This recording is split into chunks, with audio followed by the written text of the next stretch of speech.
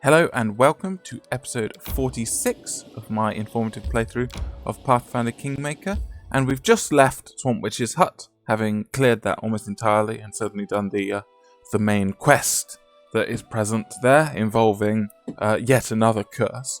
And what we're going to do is we're just going to travel up to Lone House here, because we want to return Bartholomew's whip, and we also...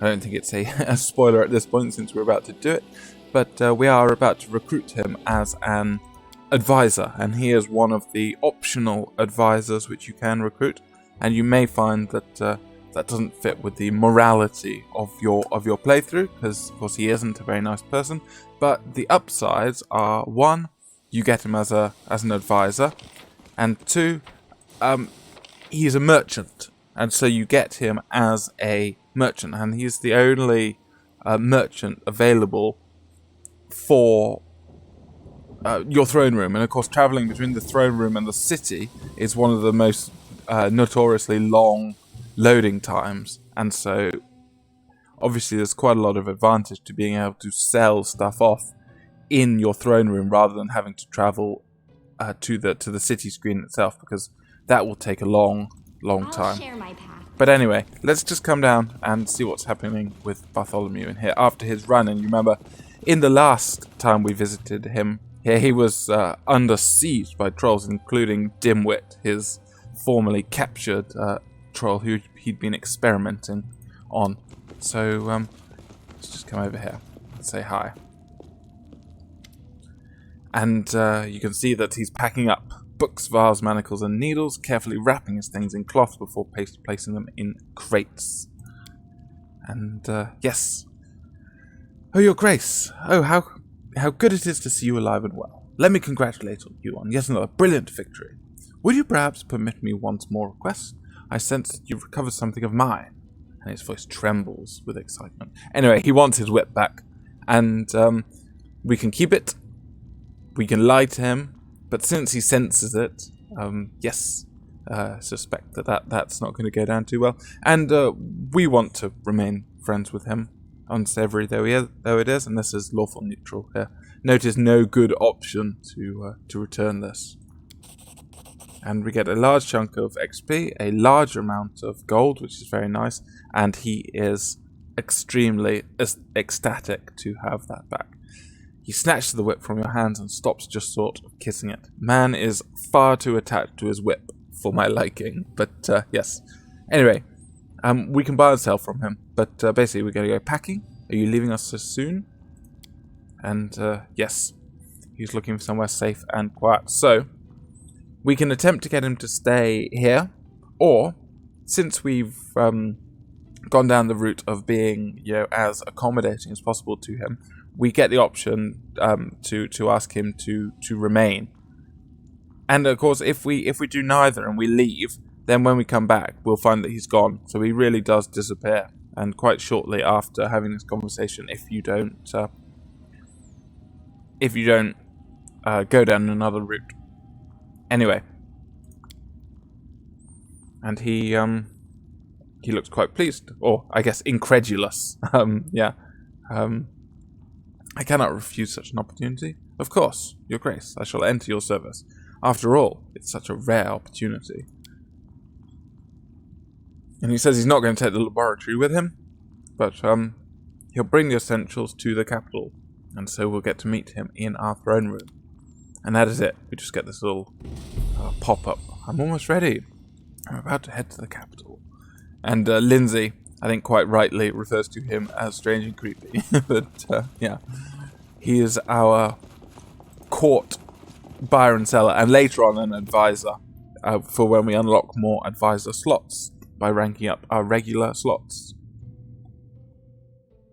But we've got a couple of loading screens now, and I had to think for this video, and since the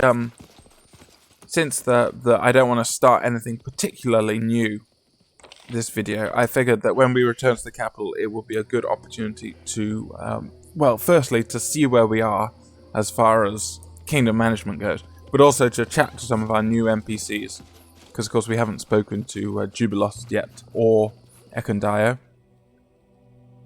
And we can also chat to Harem, and we've got quite a lot of things to turn into the storyteller as well. So I'm probably going to do storyteller, just chat to Harem very briefly, and then probably chat to Jubilost.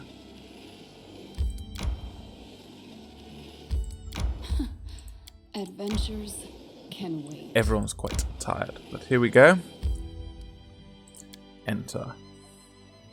So let's skip straight to the throne room without going through the main stuff, and we'll see there'll probably be a couple of events or so that'll pop up when we come here, because we have been away a few days, and we do have a little exclamation mark saying that there are events waiting for us, or possibly problems if we're unlucky. We said that would be nice, don't you think? So we've got Bokken here, and because we've done his artisan quest very early on, setting him up as an artisan very early on, he brings us things that he's made, and this is one of the main reasons for getting your artisans up as quickly as possible. They can be primarily your primary source of gold, and you'll have noticed if you've watched previous videos that I've been spending a lot of gold on build points, and so having them the artisans bring us gifts that they make is very convenient. So we're going to click continue there, and if you ever need anything in particular, just let me know. If you're not sure, I'll go home and think of something myself. And we can actually ask him to craft something specific from 3 different categories of items. Here. So, either potions, oils and ointments, or alchemical items. Or we can leave him to his own devices. And as far as it sort of goes, their masterpiece requires you to let them get on with it themselves, and also the level of the item they bring you, I believe, although don't quote me on this, is slightly lower if you direct them what to build rather than if you just let them get on with it. However, if you want anything in particular, you can direct them in the hope that you get it. So in fact, I'm just going to leave this randomly and see what he's in fact I could use another one of your alchemical items because he's quite low at the moment, and that might provide a little bit of useful gold. So let's just see whether we can set him going on an item. And then he brings up this is his artisan quest, or the first part after building the workshop, and he wants this book of transmutations and bodily poisons in 3 volumes. And if you've watched previous videos, you'll have seen that we've picked up 2 of these, but not volume 3. So picking up volume 3 is something of a priority for us. And this will set him looking for an ancient formula hidden in one of these books, and on the production on the way to producing his masterpiece. But we don't have that 3rd book at the moment. We'll get it as soon as possible. Anyway, continue. And he mentions that Beldame has one of these volumes, and for the other 2, he doesn't know. In fact, he's got one of them in his own inventory. He's so forgetful. But the location of the 3rd book that we haven't got either, you can go along to the Nymph's Verdant Chambers, way to the west, with a quest I talked about before, indicating that it might not be as enjoyable as the nymph was making it out to be. Or you can go to where we're going to go next, which is Lonely Barrow, which is a dungeon, quite a tough dungeon off to the east. Anyway, we'll end our dialogue there. Goodbye, Bokken. Okay, so that's it for pop-ups. So we can just have a little look here. We get this Acerbic Ring, and it means that bombs deal an extra 1d6 damage. That is a very nice item, and of course we're straight away going to give that to Jubilost, and we could just have a little look here. So he's got 4 ranks of bombs. That's 4d6, so now he's doing 5d6, and that shouldn't be overlooked. So, having just come back from Harem's quest to punch an anvil, and of course we've received... where is it? There we go. Heart of the Anvil. It's a nice item to have. So having just finished that and gained that, we can just have a very brief chat to him. And all we get is this other dialogue option. I still don't understand. How did you manage to break the anvil with your bare hands? There we go. I can't stop thinking about it either. Maybe it was a sign from above. But if so, what does it mean? Has Torag admitted defeat and turned his back on the fortress? Did Grotus extend his hand to take what's his before his time? I keep straining to hear the answer, but to no avail. But I'm sure that it happened for a reason. Someday I'll understand what happened in life. Someday. So basically, foreshadowing for for the rest of his quest. But we don't. Basically, we've just got to wait time and progress the main quest line to do anything more to do with Harem. That's basically it for this chapter. There we go. See you later, Harem. And we can come down and talk to the storyteller, and the main reason for talking to him is, one, we can get Dwarven Helm shards forged into Trailblazer's helm, and two, we've got these 5 soot-stained items, so he's going to tell us a nice story. And thirdly, we've got all these items here, all these collectibles that can be cashed in. So this is going to get us quite a bit of gold here. So, first of all, I brought some relics. Well, let's do the forging first. I found shards of an ancient artifact. Can you restore it for me at the anvil? And he looks through what we've got, and sees that we found all the shards of Trailblazer's helm. I'll click continue. He will go through the rest of the stuff. So the Forest Knight's braces, of course, we haven't got all of them yet. And the Ring of Reckless Courage, likewise, not got all the items. So, anyway, storyteller, off you go forging. This will be one of my finest works. A small remnant of my gift will reside in this helmet, so you may recall its legend on your own. So if we now have a little look, we get this funky looking helmet. It's a weird triangle.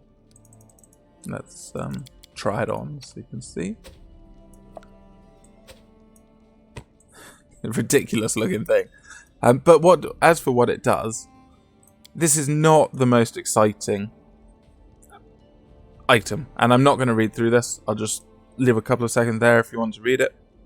If you want to pause to read it, and I'll just scroll down.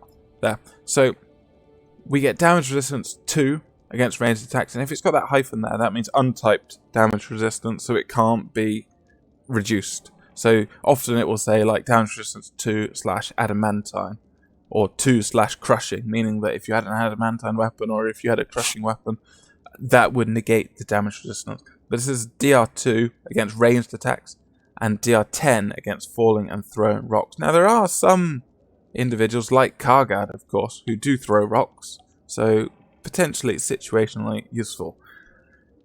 But 2 damage resistance against ranged attacks isn't something to write home about, so to speak. We also get the ability to cast Good Hope and Crushing Despair once per day. This is really nice because it's an extra cast of Good Hope, which is great. And Crushing Despair, if I remember rightly, is party friendly, so it's nice to be able to drop that. It's an AOE on self, and it's DC 17 and it's cast level 11. So not spectacular, but still, it's nice to have on someone who, like Melee, who doesn't have much they can do in combat. They're more about looking after their pet, and later on we'll get more spells on her, but for now she's mostly here for the buffs and the odd arrow.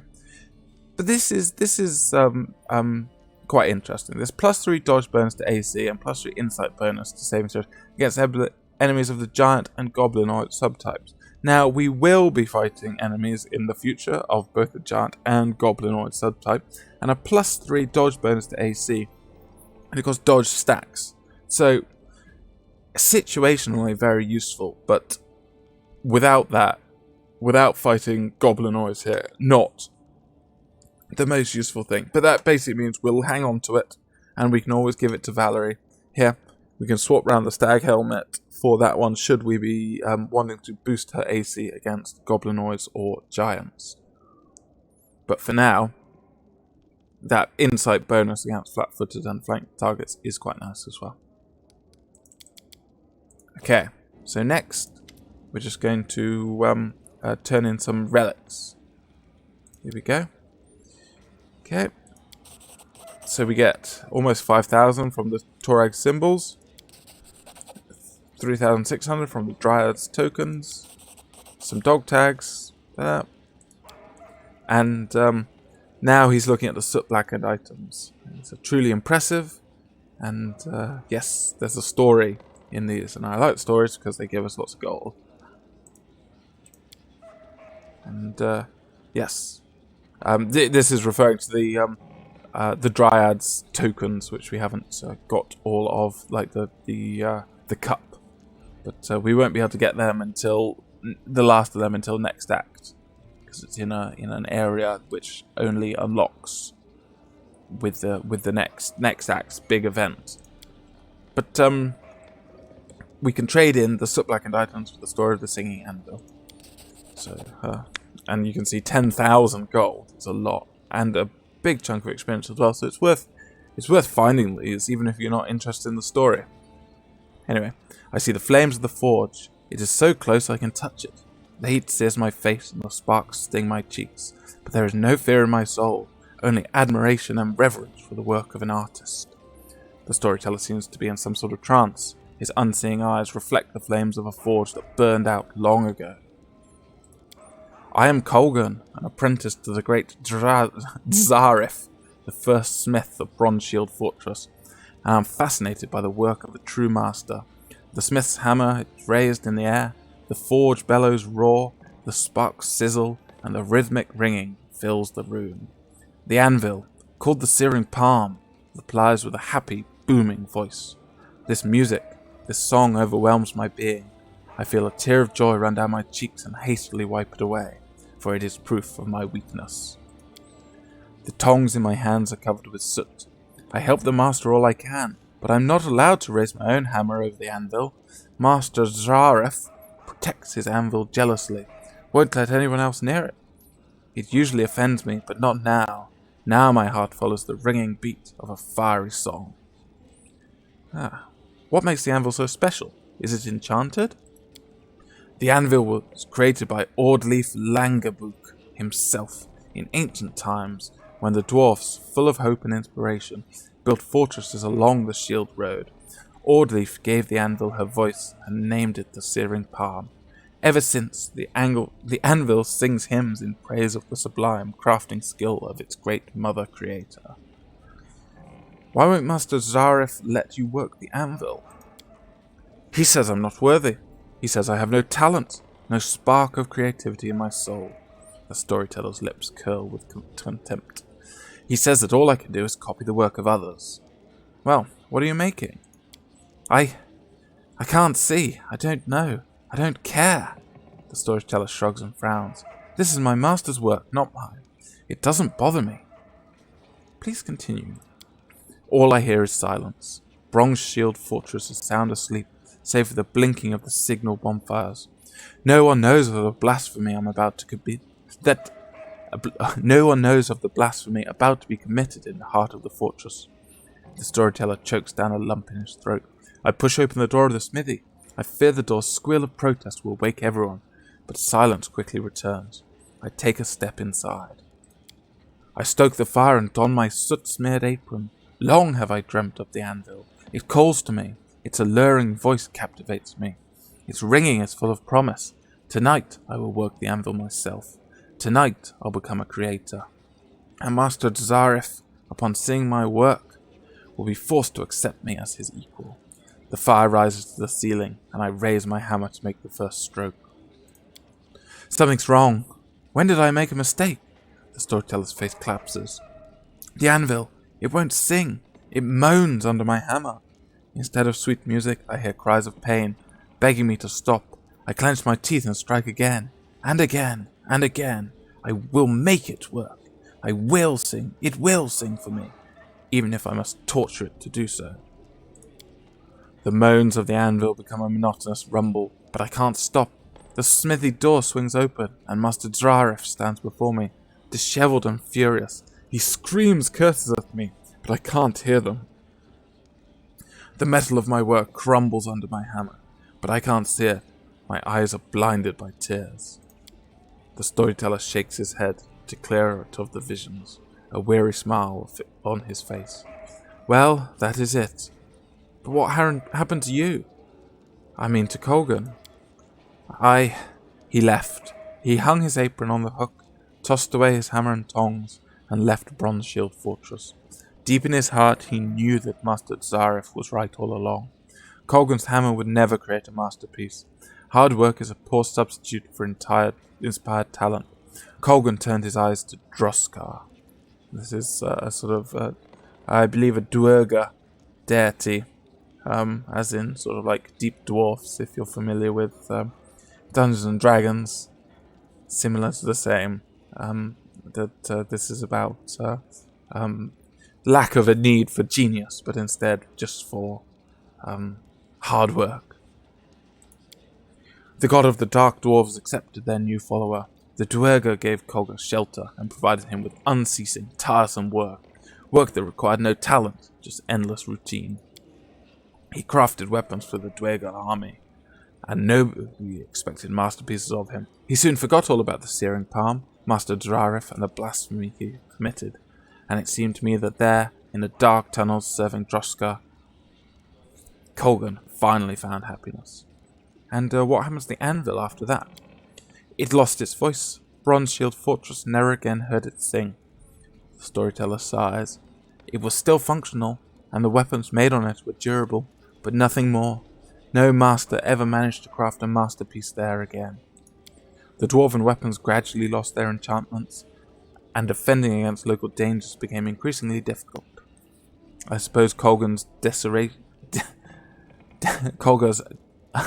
desecration was a strong contributor to the dwarves' eventual abandonment of the fortress. So again, we've read in the diaries that there was some disagreement about, or some thought that building a road in the River Kingdoms was not a very sensible move, and that in part led to the fortress's abandonment.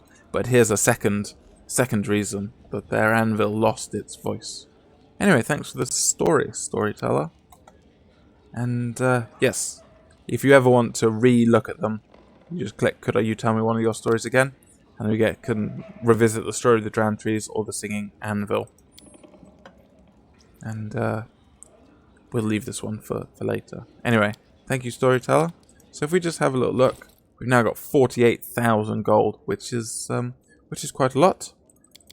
We're just going to distribute some bits and pieces. And I think for my final part of this video, I don't think there's time to talk to Jubilust or Bartholomew and keep it under time. So I'm just going to level up Valerie here, and I will be trying to level up all these characters, but we're actually going to take Valerie because for our next trip. So I think we should do that now. So fighter level 7. There we go. We get more armor training, which is nice, which the last armor training we'll get because we're going to go into Stalwart Defender after level 10. And we also get Tower Shield training. So this is all about increasing our dexterity bonus to AC, making it valuable to boost Valerie's dexterity if you want AC. As for skills, nothing much has changed. There we go. And we get feats, and level 7 is an interesting one because our choices here are either we can now go down like a line with Valerie, like we could try for some combat maneuvers, but to do that we would require, let me remember, we'd require like combat expertise, which requires intelligence 13, so we'd have to have her with a headband that would boost her intelligence because it's not high enough yet. So I kind of think that now is a point where we can take blind fight on her. Now, it's a common trope, you will see people say this over and over again, that blind fight is a necessity in this game. It is not. It's just really, really useful. There are other ways you can get around the need for blind fight, but they require spells like echolocation and freedom of movement, which you would have to be buffed all the time with for the situations where blind fight would come in handy. Now, the reason this is useful are, to a lesser extent, it allows this reroll against a concealment, and also it means you're not flat-footed, basically. You're not denied your dexterity bonus when you're attacked from invisible, which is quite nice on a frontliner like Valerie. And enemies don't get this bonus to hit only in melee. You can see it does still apply for ranged attacks, and it's this last line that we'll pay attention to. This is why people always say it's essential. It's because you gain immunity to gaze attacks, and there are late game enemies in the last chapter or so which will use paralyzing gaze attacks, and people would say that this is the best way to protect against it. Now, it is a feat, of course, and if you're playing a feat-starved character, then you might consider taking blind fight on those who it is most essential on, i.e. the front line, and those where it's not essential on, you can combine freedom of movement with echolocation from Jubilost, and you get the same effect. But since we've got a spare feat slot at this point, I'm going to take it because it's one fewer person you need to worry about. And also, the benefits here are slightly higher than, say, if you were taking it on some, backliner. So that's the reasoning. But I think it's misleading to say that blind fight is an essential feat in this game. However, if you are not prepared to deal with a lack of blind fight, you will really wish that you'd taken it. That's how I'd put it. I think that's giving weight to either side. And I don't plan to take blind fight on everyone. I plan to get around it with other ways, especially people who aren't fighting toe to toe with gaze attacking. Fighting toe to toe with people with gaze attacks. Yeah, of course, your Harem's Mallet of Woe, that provides freedom of movement. So, yeah, stack that with an infused echolocation, and you're fine. Yeah.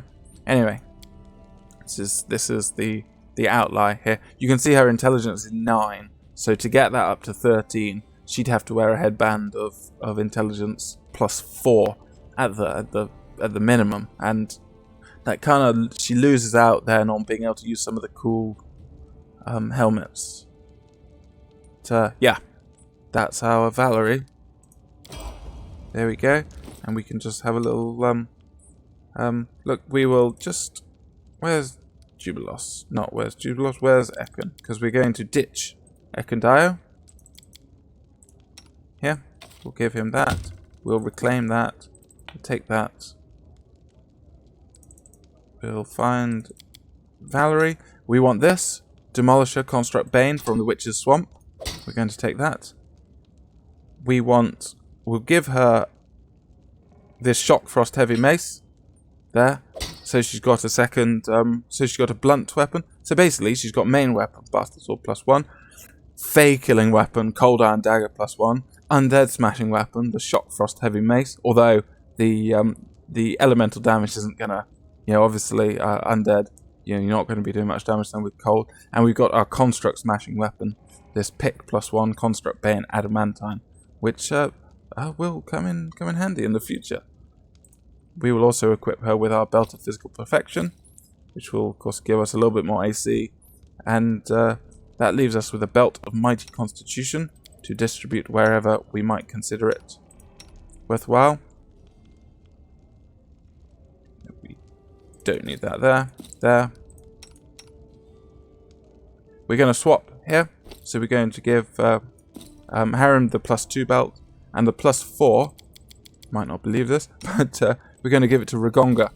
Swap out his +2, and this is all for being able to solve problems higher. +4 to strength means that as our general, he's going to be solving more issues better. The Belt of Strength we can give to Jaethal, and Ring of Protection +2 to Valerie.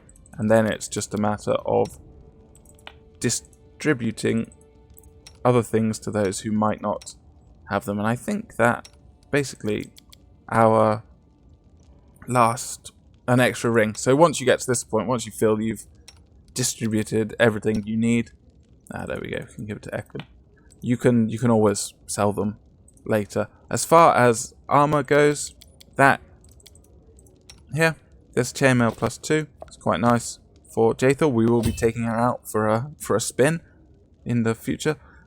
Blessed Path we don't have any use for because we don't have any good heavy armor wearing characters. We can give the hide armor +3. No, we can't.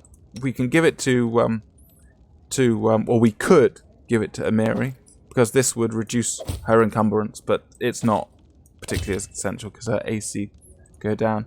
I'm probably going to sell the rest of this stuff just because we don't really need them, and they're quite a lot of money, so it's just quite nice to pick up. Anyway, I think that's re-equipped everyone with their stuff. I'm going to do a bunch of sorting out off camera, do some buying and selling, travel back and forth, refresh the stash, and then we are going to head off into the adventuring. And I'll just do this one last thing before I finish, because this is the reason why. Let's just wait for the mission screen to load up. So Adventures. this was related to Oleg, and we've solved this. This was Keston coming saying Bartholomew was under attack. So there. So what we can see is everything's ticking up quite nicely except Divine, because we stuck Harrim on doing some curse research, which he has now finished. So we'll need to stick him on something that will start ranking up his Divine. This is what we get here, having finished the main quest line for Chapter 2. Is this option to claim the Nile Marches, as you can see down here. This is all, the South Nile March, that is. This is all ours for the claiming. But we need somebody to do it. And because I put people on tasks while we were away,